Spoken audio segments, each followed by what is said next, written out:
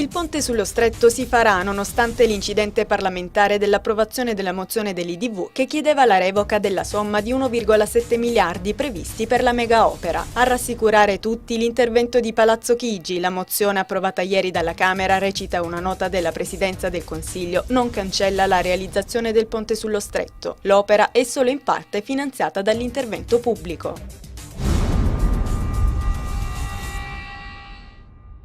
Sono 13.291 su una popolazione di meno di 370.000 abitanti, in aumento del 12% rispetto all'anno precedente. E questa in sintesi la descrizione esatta in numeri della comunità straniera nella provincia di Catanzaro nel 2010. I dati sono inseriti nel 21° rapporto statistico sull'immigrazione di Caritas Migrantes, che è stato presentato alla stampa a Catanzaro. Il rapporto è contenuto in un volume di 512 pagine redatto da diversi esperti e studiosi del fenomeno.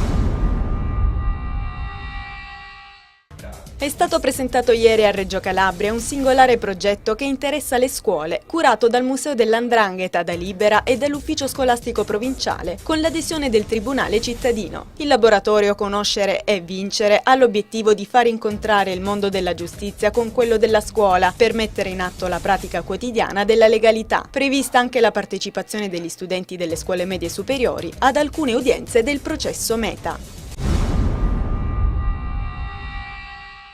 È una disciplina mentale abbinata ad un'indubbia abilità manuale, la stone balancing, l'arte di mettere in equilibrio pietre di varie forme senza nessun supporto se non quello della forza di gravità. In questa pratica eccelle Mario Carnè, estroso artista crotonese, che è riuscito a conquistarsi un proprio spazio nel panorama non solo locale. Un'arte che ha una stretta correlazione con le pratiche zen, che aiuta ad affinare la percezione dei sensi e che si pratica in un luogo che di per sé favorisce la meditazione, come ad esempio il mare.